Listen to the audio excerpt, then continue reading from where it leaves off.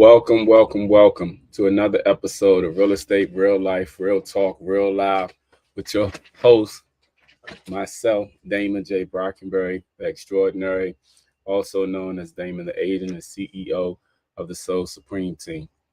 I'd like to first say thank you all for joining me on this Friday, January 23rd, 2026. We have a big winter storm coming this weekend. I hope that all you are prepared for it. Get your groceries if you didn't, get your snacks, be comfortable, stack up on water supplies, blankets just in case the electricity goes out. But I just want to thank each and every one of you for joining me as always. And if you haven't already, please follow me on all social media platforms so that you can get the latest of what's going on in the wonderful world of real estate. Now, today, I want to begin by first talking about in the wonderful world of real estate, this winter storm impact, how it's going to affect people from now going into the spring month. Um, First of all, we have a big storm coming. People don't know what we're getting in this particular area in the DMV. They are projecting anywhere from 6 to 10 inches plus. If it's north of DC, it could go all the way up to 24 inches. If it's below DC, it could be a minimum of 4 inches. It just really depends on specifically where you are at. And currently, if you have houses on the market, it is best to pack your patience for one. Understand that most of the time during the snowing, especially in this area where we're at, a lot of people panic when it rains. So if they panic when it rains, you know they're panicking now because it's going to snow. Just like if you went into the grocery store, you saw shelves were being cleaned off, lines were extremely long. People probably were arguing over little things, but that's neither here nor there because people are panicking. But again, when it pertains to the wonderful world of real estate, so if you're even looking to buy, unless you've made an offer before the storm comes, you could be held up for a while. So I want to tell you that please factor in the weather when you're either putting your house on the market or if you're looking to buy. If you're buying, normally when you put contingencies in your contract, you want to put like an extra week to be on the safe side. And the reason why I say extra week is because we don't know what we're getting. You know, the one thing about the weather is a lot of meteorologists, they predict the weather, but I'm not gonna lie. Sometimes they're not always accurate and true. It's either hit or miss with them. Sometimes they hit, sometimes they miss. A lot of times they miss. So, for example, they're saying 6 to 10 inches.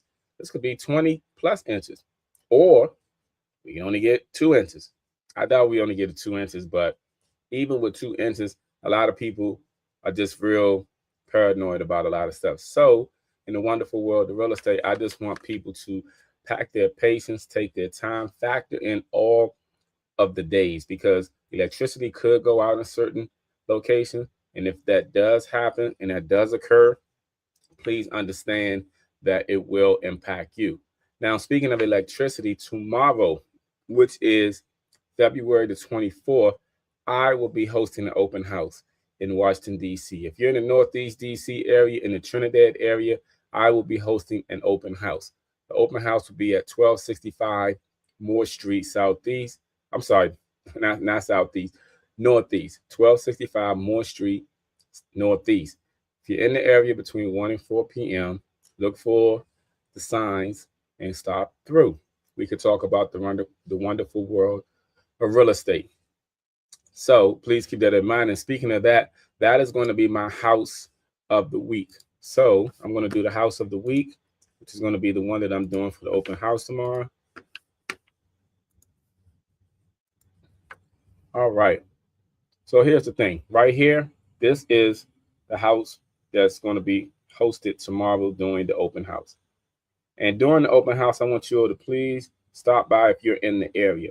If you're out running errands because of the fact that you have to pack up for the winter storm, it is completely understandable. But let's take a look at this house. This house is a 3-bedroom, 2.5 bath home in the Trinidad section. As you can see, it has recent updates and it is actually modern.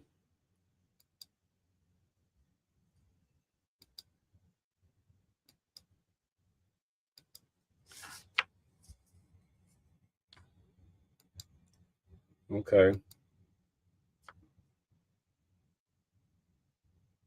All right.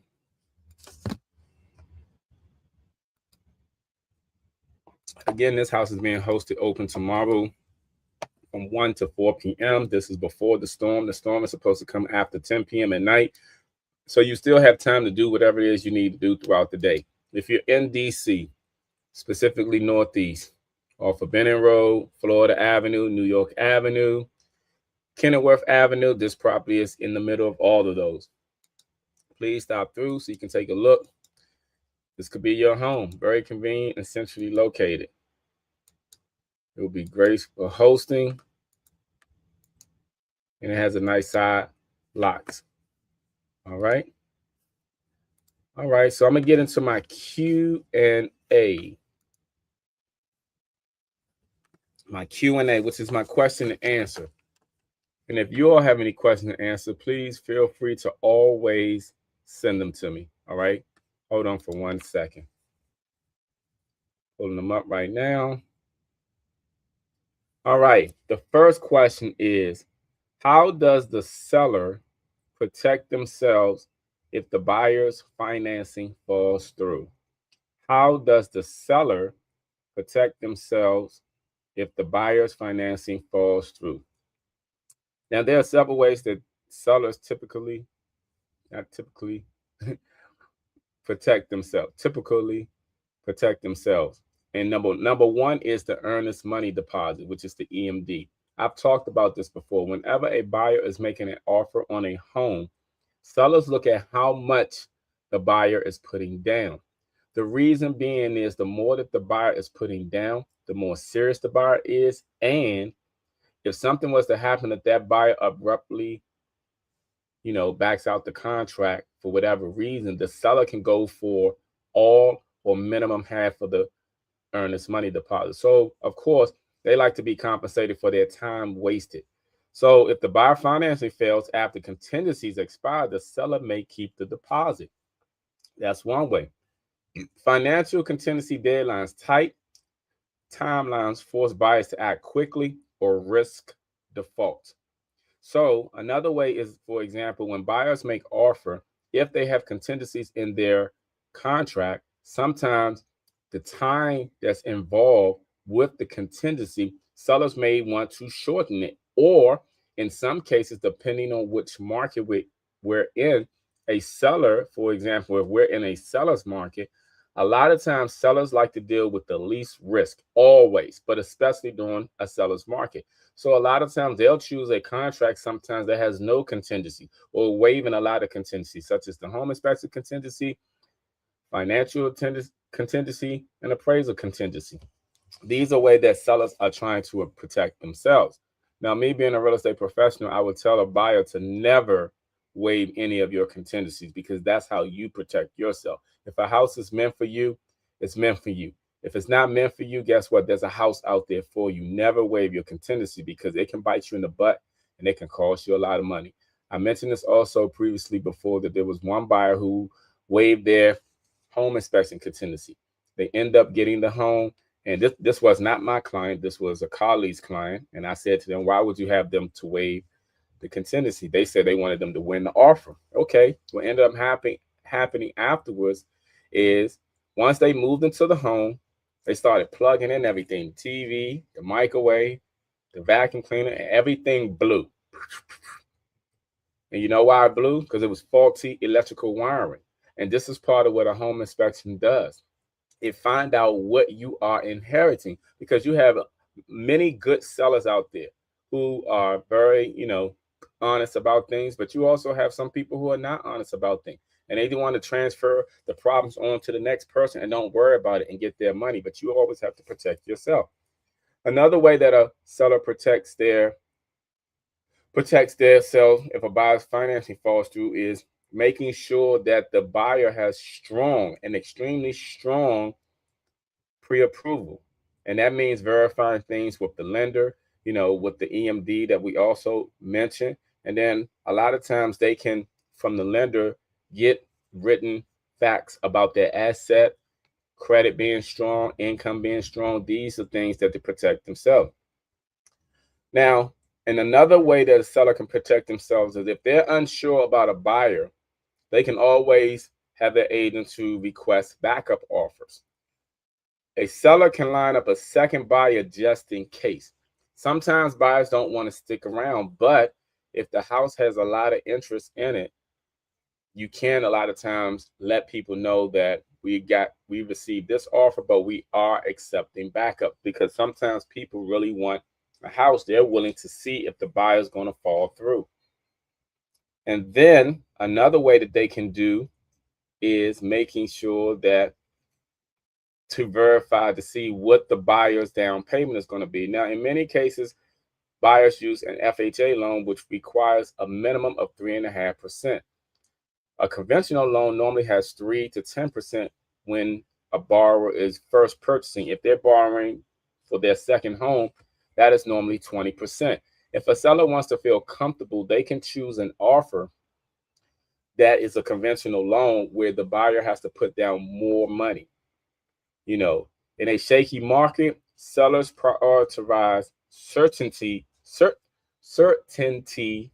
over price. This means making sure that a strong, ready, willing, and able buyer is in place over price. Okay, that was question number one. Question number two: once I'm pre-approved, how long do I have to put a contract on a house? Once I'm pre-approved, how long do I have to put a contract on a house? That's a great question. Now, most approval letters are normally 60 to 90 days with the lender. But as long as you're in communication with the lenders and you provide them your most recent W-2s or bank statements, that approval letter is extended. If you are not in contact with a lender and you don't provide any of those things, the typical timeline is normally 60 to 90 days. Because credit can be rechecked at any time. Major changes like job, debt, large purchases, which like a person can go buy a car during that time period. So lenders have to do all these things. Rates change may even affect the borrower's approval, but again, it's normally 60 to 90 days. Question number three: is the buyer allowed to speak at the seller at any time? Is the buyer allowed to speak to the seller at any time? The short answer is yes, but we have to trend carefully with that, because sometimes buyers can ruin a deal if they say the wrong things. And sometimes a seller can too. So this is the reason why you have real estate professionals that represent the buyer, that represent the seller. Now, say hypothetically you don't have an agent to represent you. Let's say you went online, saw a house, decided to go through the listing agent. Take into consideration that that listing agent represents the seller. They're not supposed to advise you. They're supposed to answer specific questions, but their due diligence is going to always be to that seller first. So it's always strongly recommended that you get yours. But casual conversations allow in open houses and showings, but negotiations should always go through the agents. Buyers can accidentally reveal motivation, say something that weakens their offer, create legal or ethical issues, create problems. So this is the reason why it's always best to do negotiations through the agent. And here's a pro tip: be friendly, but let your agent do the talking where money or terms are involved, because again, you can shoot yourself in the foot. Question number four: should you offer credits up front or negotiate them later in this market? Should you offer credits up front or negotiate them later in this market? It all depends on market condition and property condition. That is always situational. For example, there are some homes that are renovated, show extremely well, where the buyers may not need or want a credit.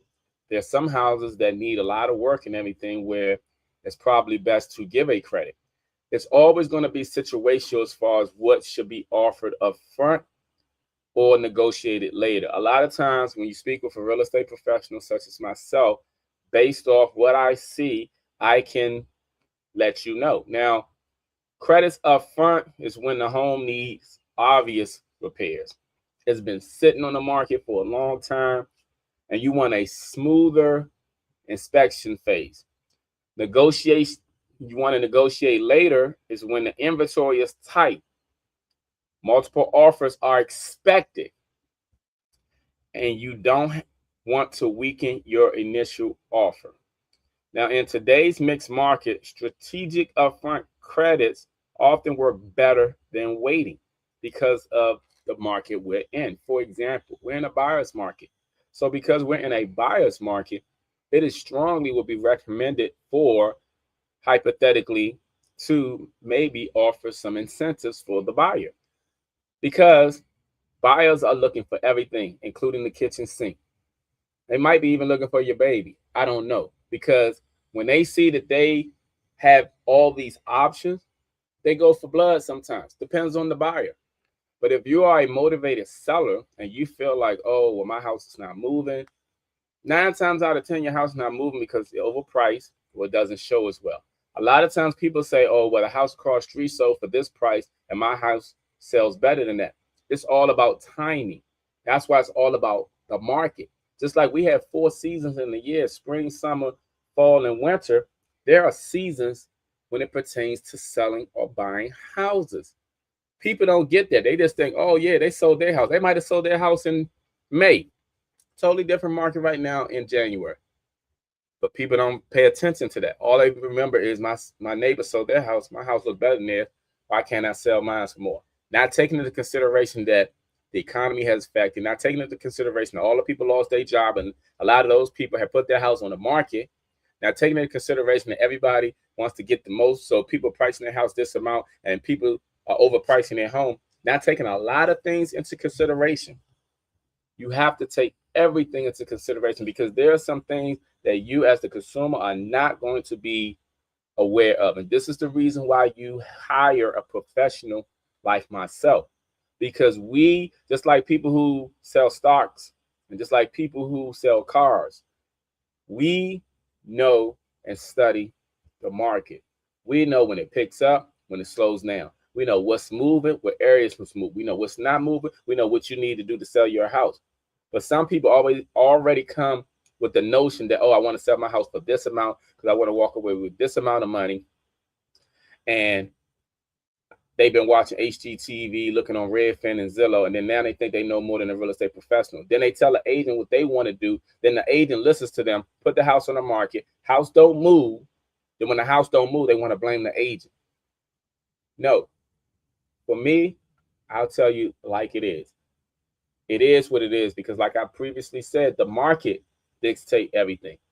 Not you, not me, the market. And depending on the market determines what a buyer will want to buy your house for, period. Next question. How do you determine which comps to use? How do you determine which comps to use? Well, when you are a professional such as myself, we know that we use the most recent comps that are within a 3 to 6 months time period and normally within a mile or shorter ratio. We normally deal with the same subdivision first. Okay, let's say a house is in a subdivision. We deal with that subdivision. Nothing's in that subdivision, then we expand a little bit within a mile radius. We always look for similar properties, same number of bedrooms, same number of baths, same number of square footage, lot size, style, and condition.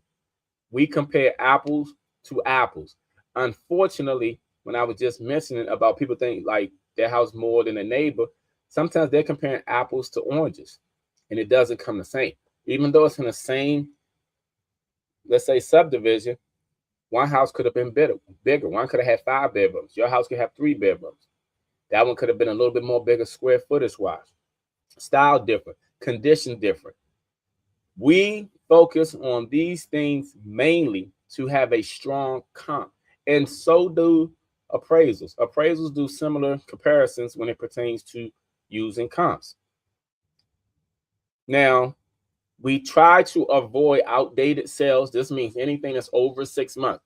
Like sometimes I've spoken to sellers, they tell me about a house that sold and it was over a year ago. It doesn't count anymore.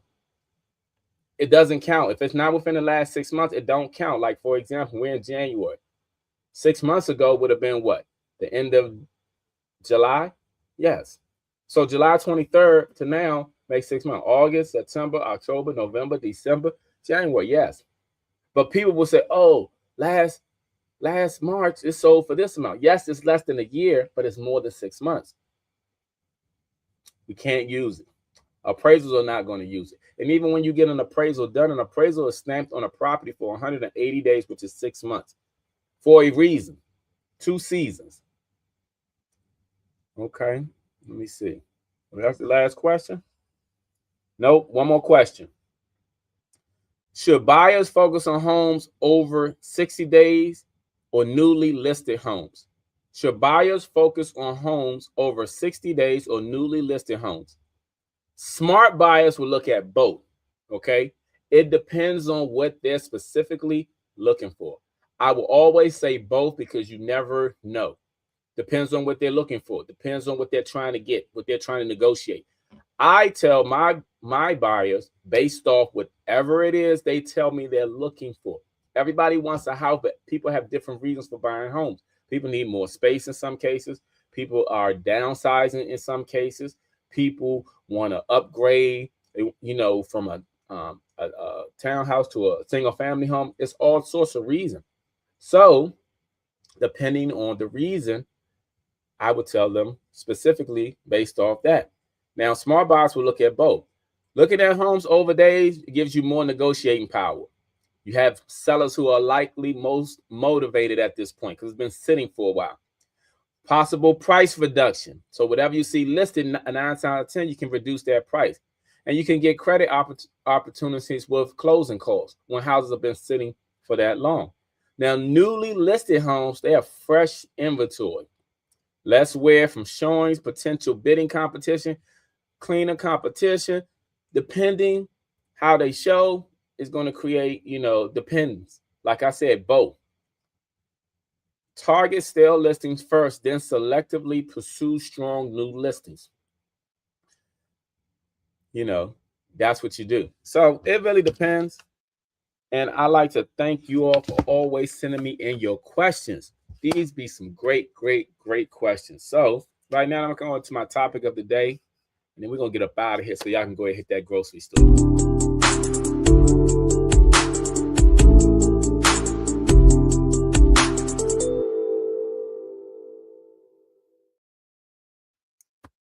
All right, y'all. If you all are not following me, please, again, follow me on Facebook, Instagram, LinkedIn, Twitter, Threads, Snapchat, TikTok, LinkedIn, YouTube, Pinterest. Follow me. Hashtag Damon the Agent. Well, the topic of the day I wanted to talk about is jealousy and envy. I want to talk about this because it is so prevalent today in so many ways. There's so much jealousy and envy that's in family. It's ridiculous. There's so much jealousy and envy online. It's even more ridiculous. And I just want to say that jealousy and envy gets you nowhere. You can tell, like, and jealousy is AKA haters. You can tell people online, for example, who are either envious of you or jealous of you when they can look at everything that you post and never like or comment on any of your posts. For example, you can post on your story and see the same people looking at your stories over and over again, but these same people never like your post. So they see your post because they obviously see your story. See, they either envy you or they're jealous of you. And what I want to say is no matter which one it is, I want you to give them more of a reason to be jealous and envy of you. See, here's the thing. This makes the world go around, along with other things. Money makes the world go around. People make the world go around. But jealousy and envy should motivate you. It should help you to get to your why. Whatever your why is, why you're on this earth, why you are trying to do the things you do, whether it's for your family, whether it's for yourself. The people who don't want to see you succeed, they're watching your story, y'all. And sometimes, like I said, they're in your own family. They don't compliment you for anything. They don't congratulate you. They don't be there to support you. They're always critical of you, always got something negative to say. Those your hater. They're always competing against you. And I'm talking about family. I'm talking about family. So when these people who are your family, who are like this to you, if you have family like this, who needs enemy? But at the same time, though, the reason they're your family and they're close to you is to motivate you, to help you tap into your why inside of you, to help you get to where you need to be. See, sometimes we can look at our life and realize we're not where we want to be. We ain't gonna accomplish the things we need to accomplish or we should have accomplished. And then we'll just sometimes get in this little funk. Sometimes people go through depression. Sometimes people go through sadness. And then you just see something. You're like, Dad, that could have been me. But here's the thing, it could still be you. You just have to be motivated enough. See, a lot of times people are just lazy out here. People are just lazy. I'm being lazy. They don't want to say they lazy, but the truth is they're lazy. People are just lazy. They find an excuse for whatever it is that they want to find an excuse for. They'll justify their behavior for anything. But the truth is they're lazy. But here's the thing. It's no more time being lazy. You need to be motivated. You need to be inspired. Be inspired by those people around you who are family that you know are jealous and envy of you. Be inspired by the people that you see online who are watching all your stories but never liking any of your posts. You get 1,000 views but only get 12 likes. You know, that other 988 people, you think they couldn't have liked your post? Yes, they could have liked your post. And hey, let's just be honest. Sometimes people go to your page by mistake sometimes. We're not talking about them. We're talking about the people who you see over and over and over and over and over. Never comment on anything. Never like anything. But they watching everything. They watching everything. Those are the people who are either envy of you or jealous of you. They're not going to admit it. What they going to say? They nosy? Yeah, you nosy. You're a nosy liar. Okay? You're a nosy liar. So inspire yourself to achieve your goals and to do your why. Because see, your why, whatever your why is, whether you want to take those trips, whether you want to be a multimillionaire without playing the lottery, whether you want to run that business successful, whether you want to have a successful family life or a successful relationship, or whether you want to lose weight or build muscles or whatever it is that you want to do, that's your why. And the reason why you have to strive to do it and to be good at doing it is because all the people who are looking at you, all the haters, all the people who are jealous and envy of you because they want to see you fail. They ain't gonna even say that, but they do. Because the moment you fall, guess what? The people who's supposed to be there for you, how many people are actually there when you need them? I ain't talking about when they want to be there when it's convenient for them. I'm talking about when it's inconvenience for them, when it's uncomfortable for them. See, people can always say, "Oh, well, I was there for such and such." No, they were there for such and such when it was convenient for them. But when it's inconvenient for them, who's gonna be there for you? See, those are your supporters. I'm not talking about your support. I'm talking about those people who make up excuses, even when there are no excuses. You know, people make up excuses all the time for nothing. I remember when my father was in the hospital, one of my aunts called me and she was like, "How your father doing?" And I said, "Why don't you come see him?" She was like, "Oh no, I don't want to see him in that condition." I said, "How did you know that him seeing you won't motivate him to get better?" "Oh no, I don't want to come." She started arguing with me. Family. Started arguing with me. I'm just saying, come see my father. The point I'm making is I'm not one for excuses. Excuses are for losers. And excuses will never get you to your why.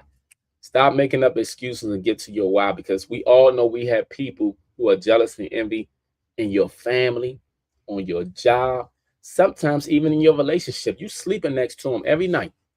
They ain't they ain't supporting you. They ain't clapping for you, you know? So turn up your why, turn up yourself. Prove all the haters who are jealous and envy of you wrong. All right? I'll be back to do the recap.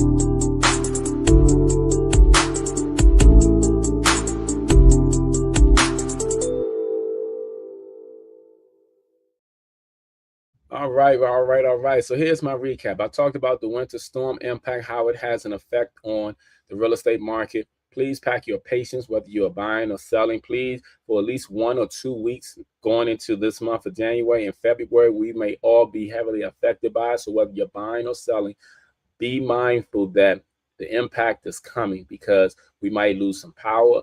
And on top of that, the roads are going to be bad. And you already know people cannot drive when it's raining out here. So they definitely ain't going to be able to drive. Stay inside if you can. After tomorrow night, stay inside. Watch football, watch movies, clean up, sleep, do whatever it is you need to do. But stay focused, y'all.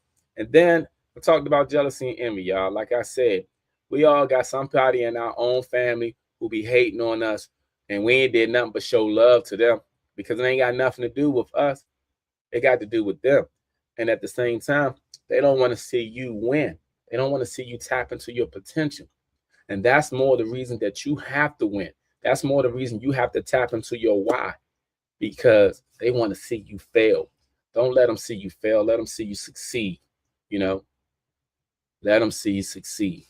And that is the reason why you have to stay motivated, because they're watching. It's like when like I said, you post a post, you might get 12 likes. You post a video on your stories, you see all these people watching. Then if you look at the insight on your post, you'll see 1,000 people that seen your post or more, but not even 10% liked them. And that's saying something. And on that note, I want y'all to have a great weekend. Stay warm. I will see y'all next Friday. Please follow me on all social media platforms at Facebook, Instagram, LinkedIn, Twitter, Threads, Snapchat, YouTube, and LinkedIn. And I'm going to end with this commercial, as always. We sure could use the money. Time for some upgrades. We're pregnant. Oh my goodness, I need to downsize. We buy houses for cash as is.